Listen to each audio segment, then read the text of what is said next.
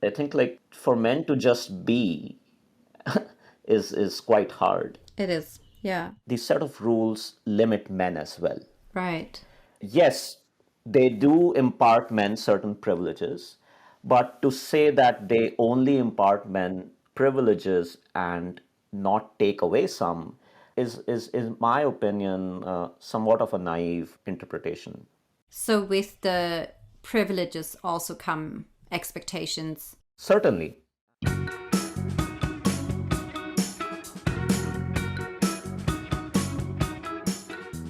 What makes a man?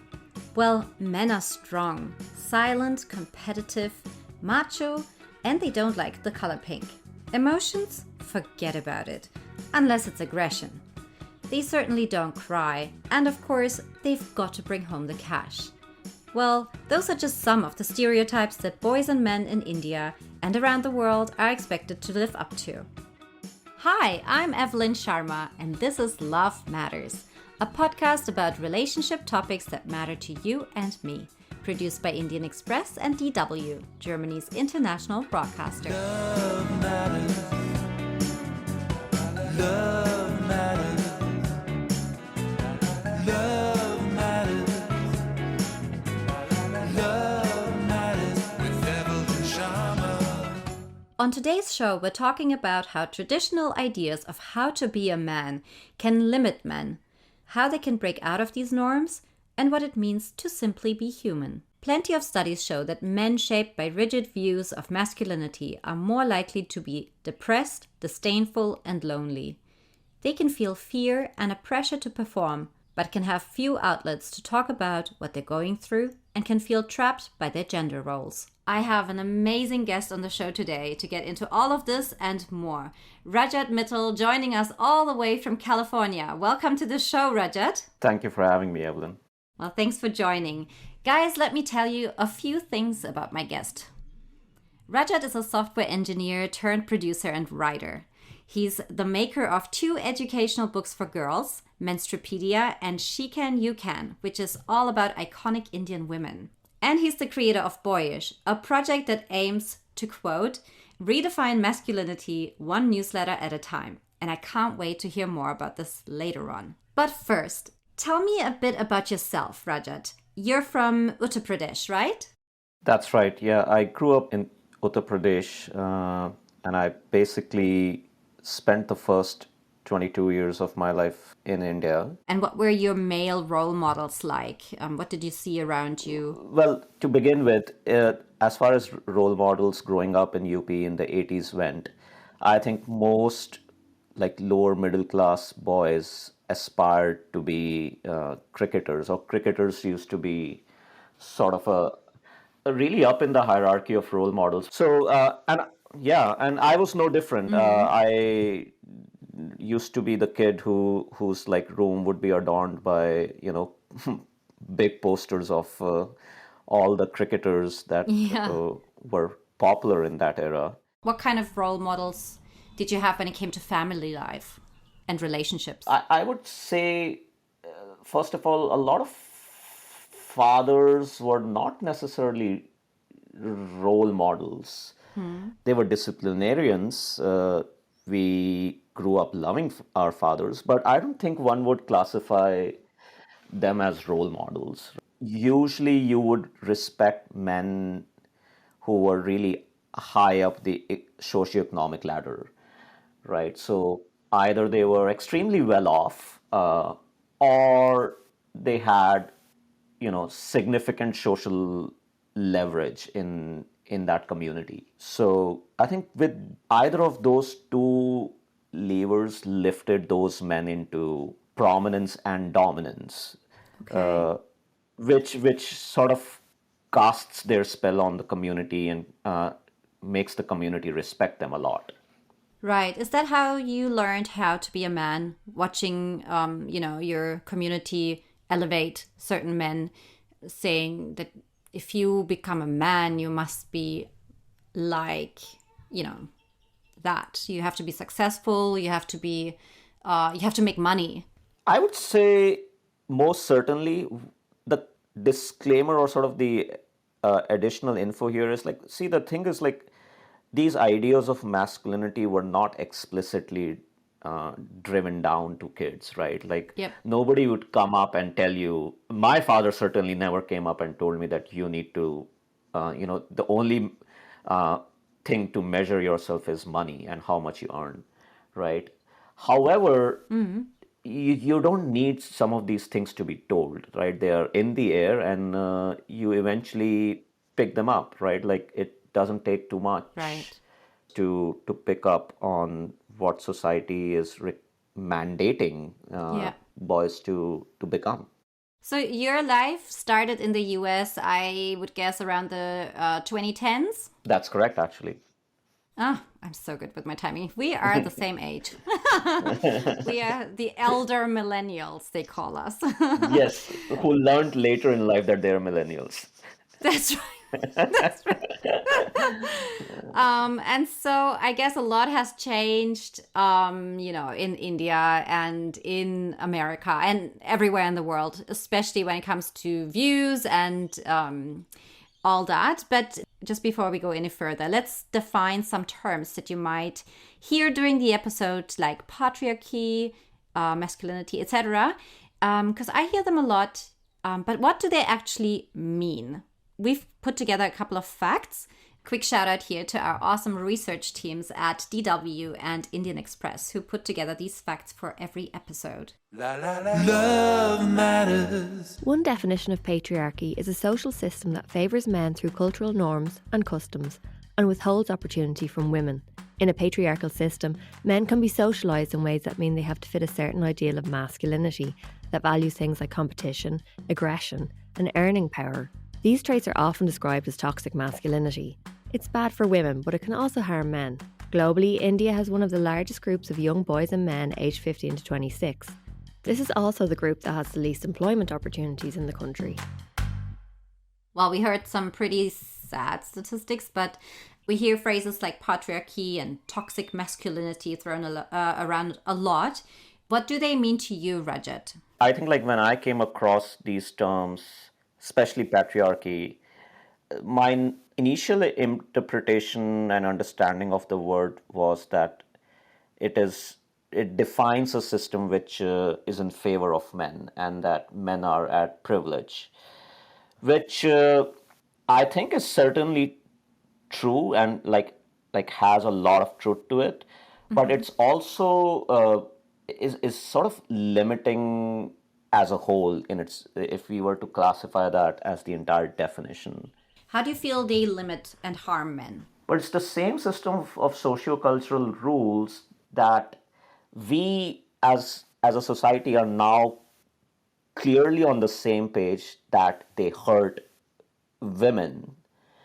I think the next sort of chapter of feminism would reveal that these set of rules limit men as well, right? So they do impart men certain privileges, but to say that they only impart men of privileges and not take away some is in my opinion somewhat of a naive interpretation. So with the privileges also come expectations. If you don't fit in, then your privileges won't apply? Certainly. And, we are all born different. We are all unique. So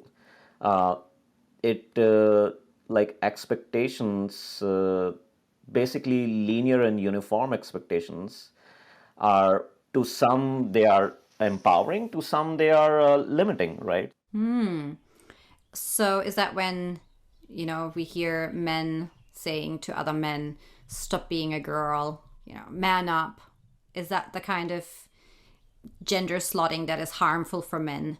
And what do they feel like on the other side? I mean, I'm a woman. I can only tell you what it feels like on this side of patriarchy.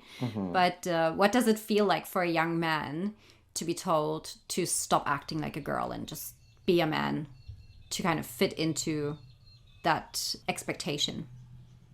It basically restricts the set of feelings that men are allowed to have.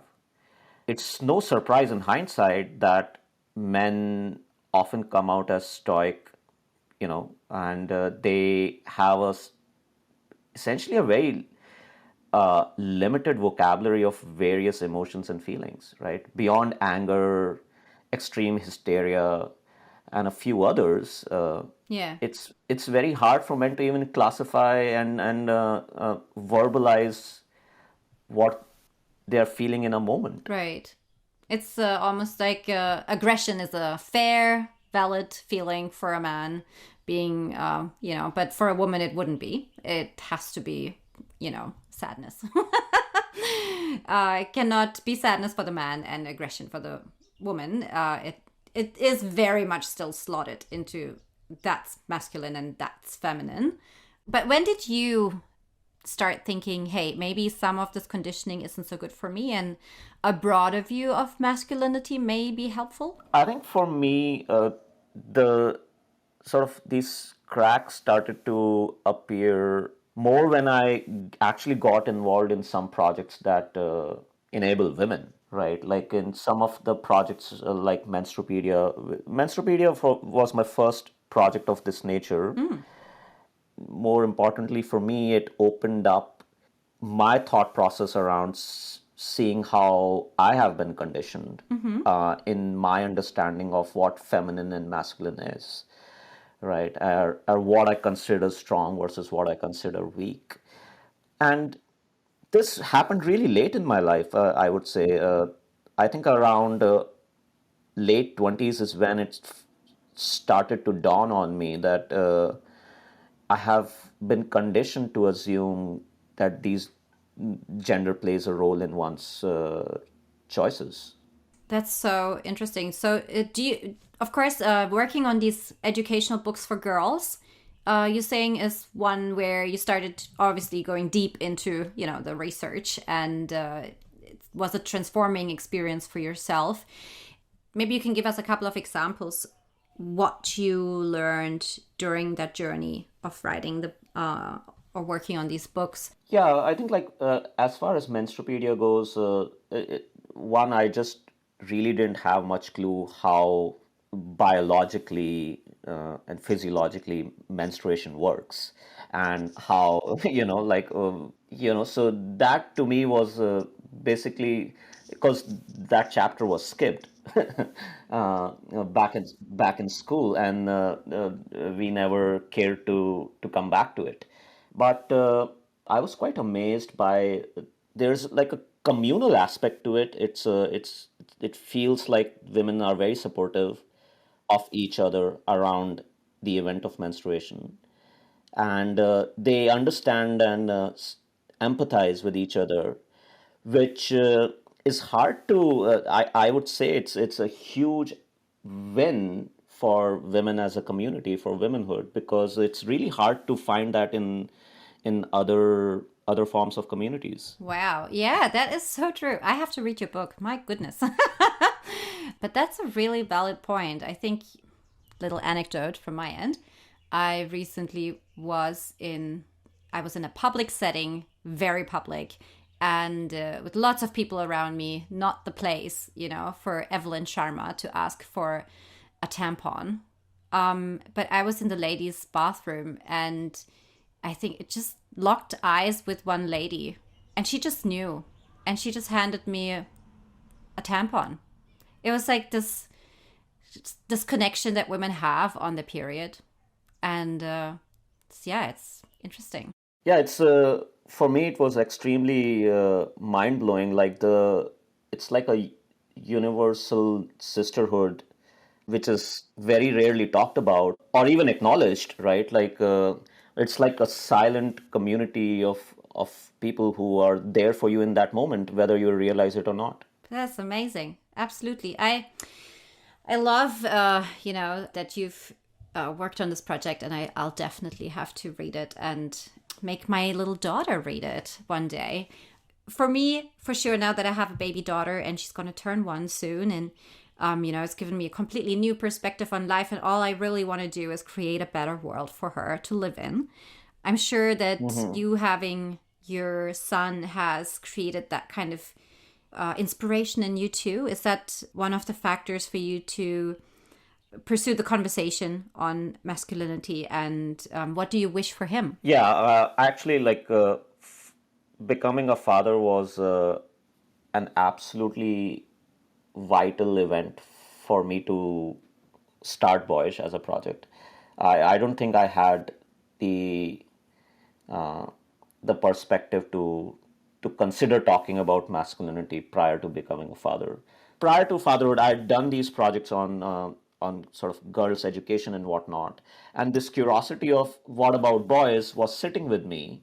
But I think with the birth of my son, I finally got that nudge to sort of conceptualize it a bit better.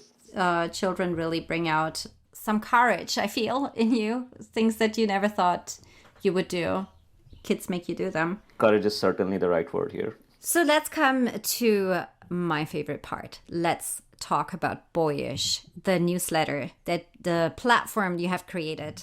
Tell us a bit more about Boyish. Can your readers request topics to talk about, or The readers do write back to me on an email one to one, and a lot of them have good ideas. A lot of them share parts of their lives that they otherwise would not share with others. All of that feedback leads to the further issues of Boyish. Specifically in season two, which we are currently running, there are a few high level themes. One is fatherhood.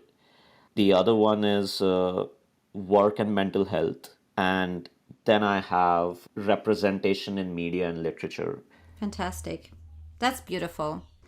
Well, so I'm going to stop you right here for a moment so we can hear a few more facts on how things are changing when it comes to how we think about masculinity. Love matters. Some positive spaces are opening up for men to examine traditional ideas of masculinity, like on the popular podcast What's a Man, from award-winning writer Deepa Narayan. Non-profit groups like Men Against Violence and Abuse, or MAVA, are working in India to challenge gender stereotypes and encourage men to stand up for women. So, Rajat, we just heard that this is a topic more people are broaching publicly. But what about in private circles? What is it like for you when you hang out with your male friends? Do you or they talk about feelings, fears, and experiences? Mostly no. I think the joke goes that you need a few drinks to get to that point. But I think the joke is quite real and quite harsh. I get a bit sad when I consider that one has to take alcohol to convey what one is feeling, right? And this is not to a stranger, but to folks that are very near and dear to you. And I think it's exceptionally hard for men to sort of quote unquote lower their guard and lay out what areas of their life where they feel vulnerable. Right. Well, when I saw my husband dealing with fatherhood, didn't really talk to anybody about this. And it's such a heavy topic on him too. He suddenly got this teeny tiny person that he is now in charge of to keep it alive and to make sure it grows into a responsible little human. And so I suggested, why don't you, find some dad friends and kind of chat about, fatherhood. But yeah, where do you think men could find their support group? I will start off by saying, first of all, I think women are essentially blessed with these natural events, right? Like menstruation, birth of a child. Blessed with menstruation and birth of a child. I'm not sure that's such a blessing women would agree to. It is pretty painful. I concur to the painful part, but I think from my point of view, those events certainly create uh, the camaraderie and the community that no other community has, right? Because you see the other person in their most vulnerable, Right. and you know what the vulnerability feels like. Yeah. As far as men go, they don't have such natural events, right? Right. Over which they can bond essentially. The other thing I want to really highlight is men can find communities anywhere, but we need to stop trivializing our life events. Fatherhood is a life event. Like mothers don't trivialize it simply because there is a very physical incarnation and a physical moment to it. But just because men don't go through a physical moment doesn't mean they, or for that matter, anyone else, should trivialize what is fundamentally a life event for them too. Yeah. Yeah. My husband, for example, he took 6 weeks off when we were about to have Ava. And it was pretty frowned upon. Why does he have to take off time? Why does he have to have the paternal leave? Yeah, I think the unfortunate conditioning of how men are bred leads them to use those groups for casual banter around your standard topics like sports, politics, business, right? Which are again like fundamentally all about how much socioeconomic leverage do you have. I think like for men to just be is quite hard. It is. Yeah.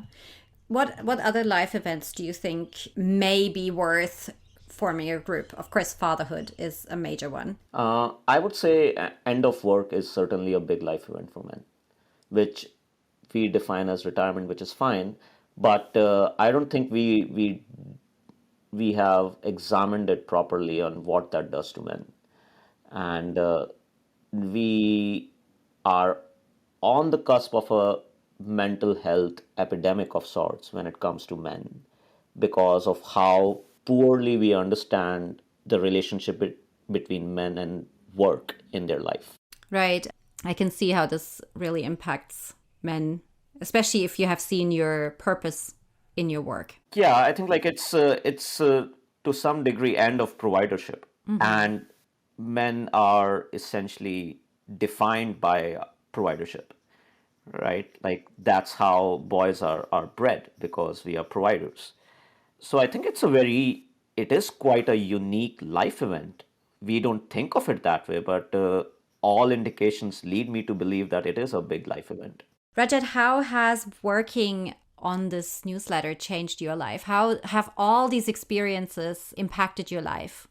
I think it has given me a level of courage that I never honestly had. I feel far more comfortable talking about parts of my life that where I felt extremely vulnerable and to some degree ashamed.